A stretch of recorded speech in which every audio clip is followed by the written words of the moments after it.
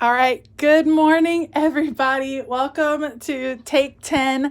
Thank you to those of you that have already checked in and said, hey, hi to Carol and Glenda. Carol, you are hilarious. I realized this morning that when I called it resist, I was like, it kind of sounds like I'm trying to make like a political statement or something, which is not the case at all.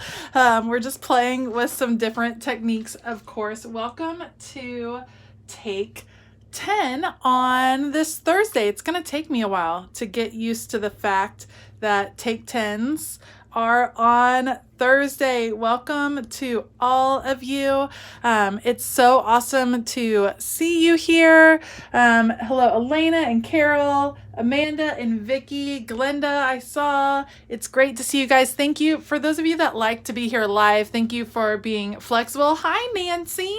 Thank you for being flexible. It is a crazy time. So my kids start virtual school next week, and today they have 2 different Meet the Teachers. If you didn't know, I am the PTA president because I'm a little bit crazy like that. So we had a PTA Zoom event this morning, and my husband has a root canal today. It's just all the things all day long. So thank you for being flexible. 11:30 was the time that I could fit this in. So welcome to Take 10.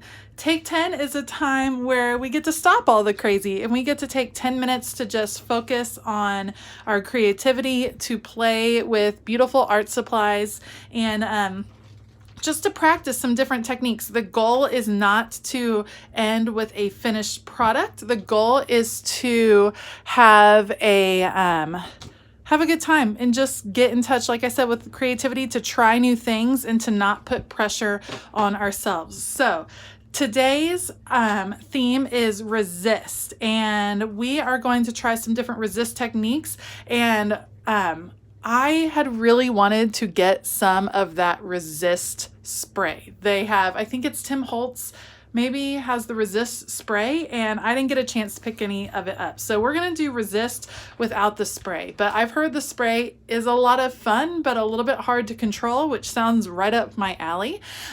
So maybe another time I'll pick up that resist spray. Let me know if you have the resist spray and if you've tried it, because I'd love to hear it. We're going to play with a good old fashioned technique, which is using Crayola crayons. You can use white crowns or clear crowns, and that will give you a resist technique. And then we're going to do some resisting with embossing powder. But I'm going to go ahead and set my timer for 10 minutes and we will jump in. So Alexa, set a timer for 10 minutes.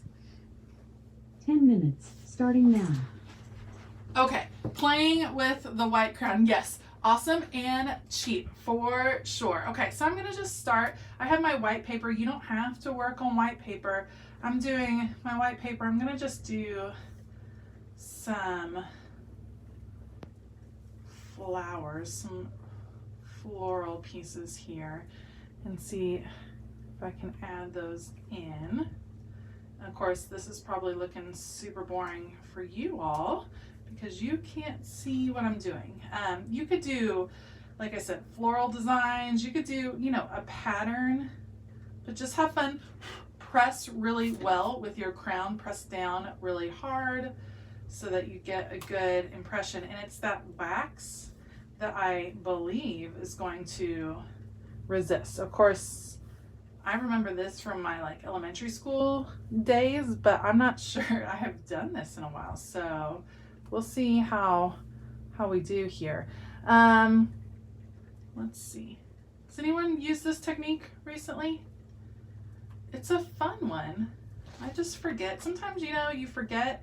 You learn these techniques. Like, remember your elementary school art teacher teaching you not to use the corner sun. That was a big one with my elementary school. Okay, so I got my drawing here, and let's start out with watercolors. So these are my favorite watercolors. They are the Koi watercolors. I've had them for years, and today I was feeling the purples and blues, so that is what we're gonna go with. And all you have to do, I believe, is draw first, and then you're just gonna wipe your watercolor. And do you see how it's starting to come up? You know, it would be fun. Ooh, I'm gonna just do water first. So I am like, this is like mixed media paper, not watercolor paper. So I'm gonna just do water, and then I'm gonna just drop some color. And look how, so it's staying in my little avenues that I created. So it's not blending in the same way that it would without those. See, I could just color in those leaves if I wanted to. That is fun. That is super fun. Now I've put a ton of water on this page, so we'll see what happens. See how it's just coming out really nice and subtle. Now, when this dries, like I said, it's a ton of water. So it's gonna have a really subtle, ooh, look at the blue. Love it. Okay, that blue, I'm here for that blue. It is like cheap embossing, Monica, but you know what?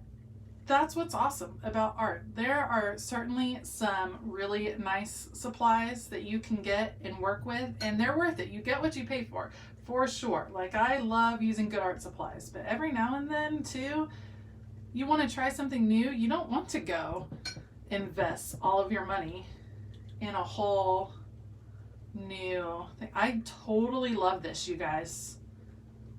I would do an art page like this. Also, you know, we talked about like cutting out pieces. So this is an experiment. It's not meant to be like the be all end all. This isn't going to be an art journal page on its own. You guys know, you knew it was coming, right? With the splatters.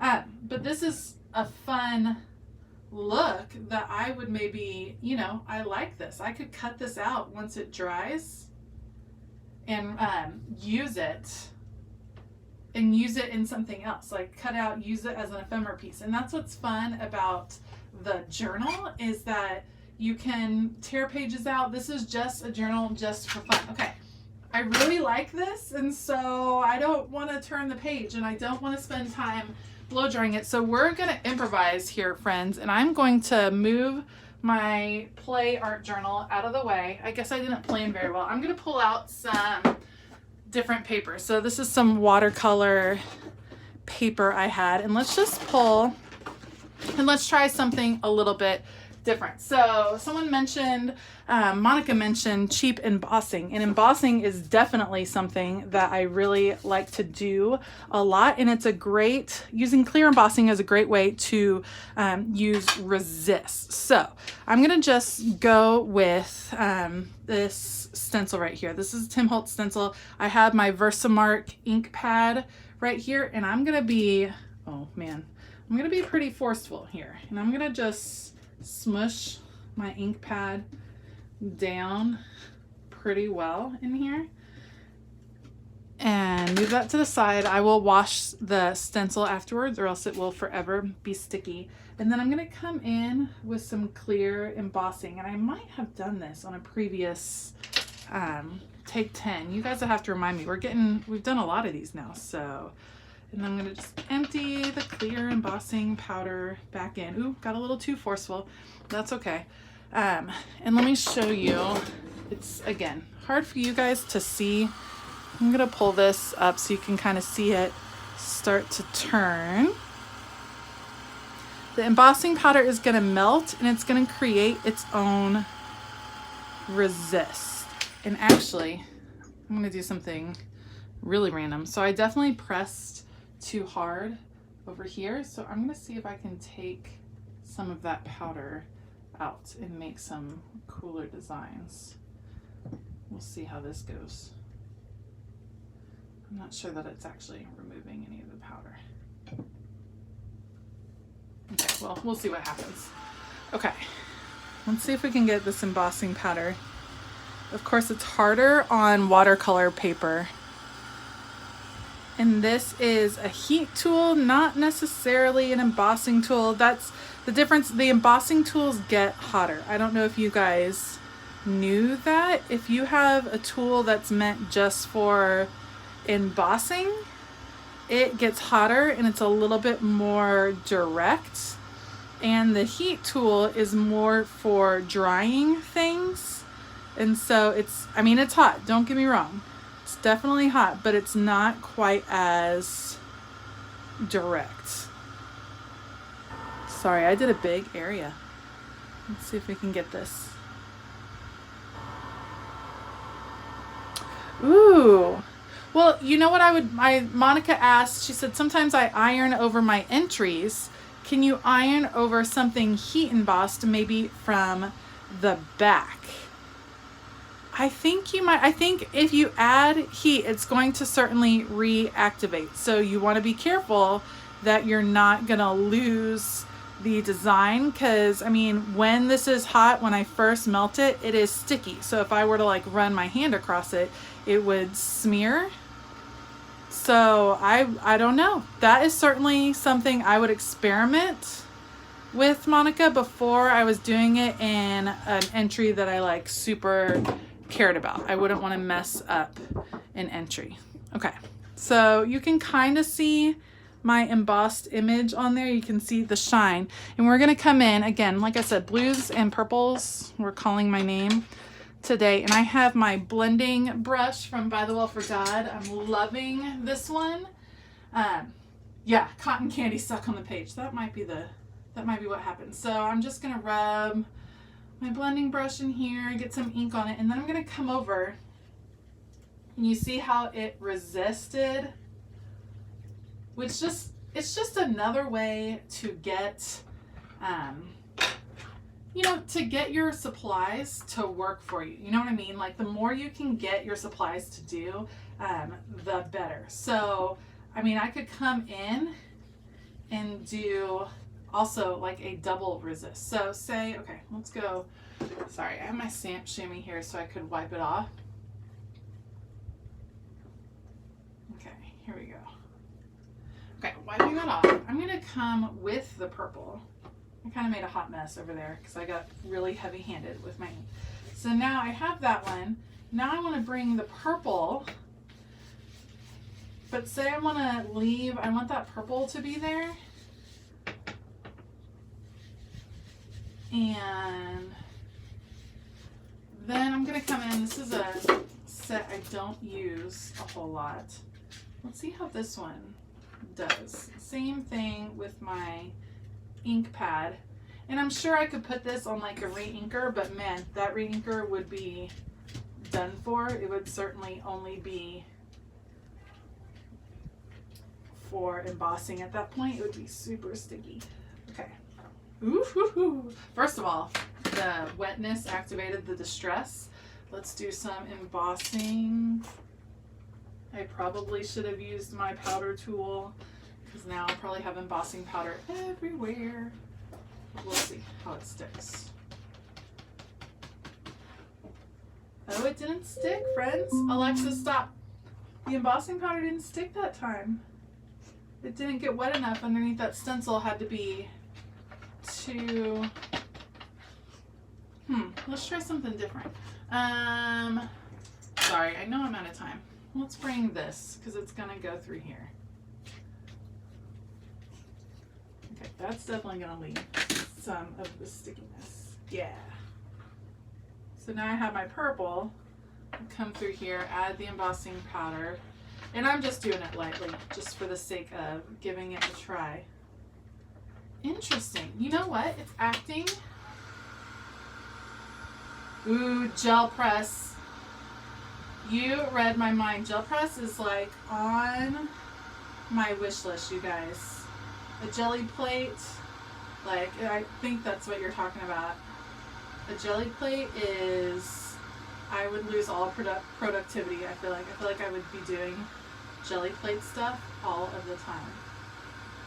Alright, this kind of stuck all over.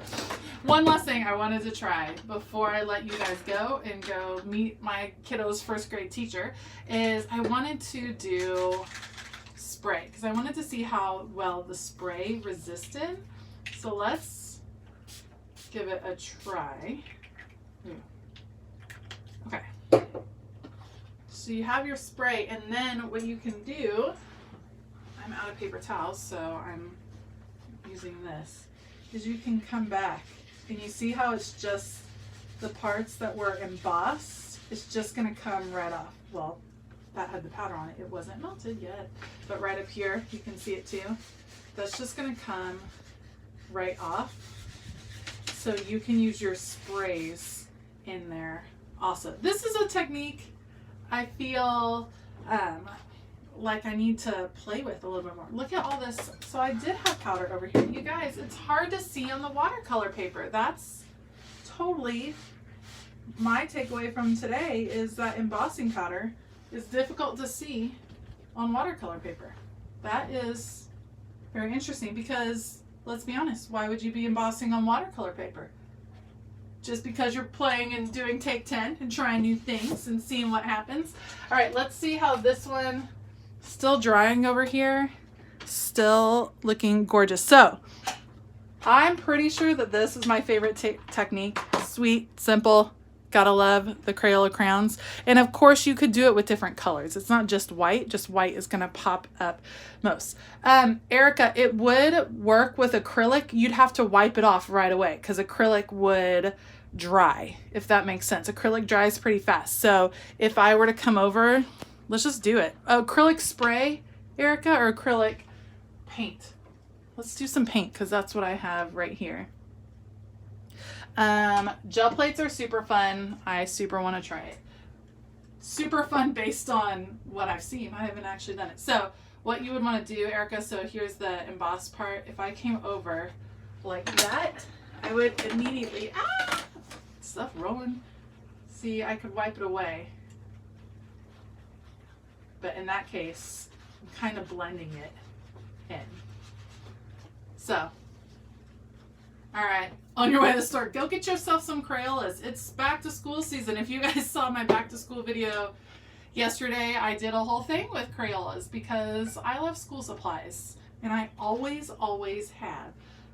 So, fun techniques, trial and error, go play, go have a great time today. Go get yourself some Crayolas. If you guys have jelly plates, send me your recommendations and on what you have, because again, that is on my wish list and I would love to know what you guys would have fun. Yeah, the scraping technique might work really nicely, Amanda. I just saw that. And a damp cloth might work well. I'm out of all the supplies in my craft room. I need baby wipes and paper towels, and I need to restock. All right. Thank you, ladies. Next week, we should be back at the normal time of noon, 12 p.m. Eastern Standard Time. I will see y'all then. And until then, as always, keep it creative. Bye.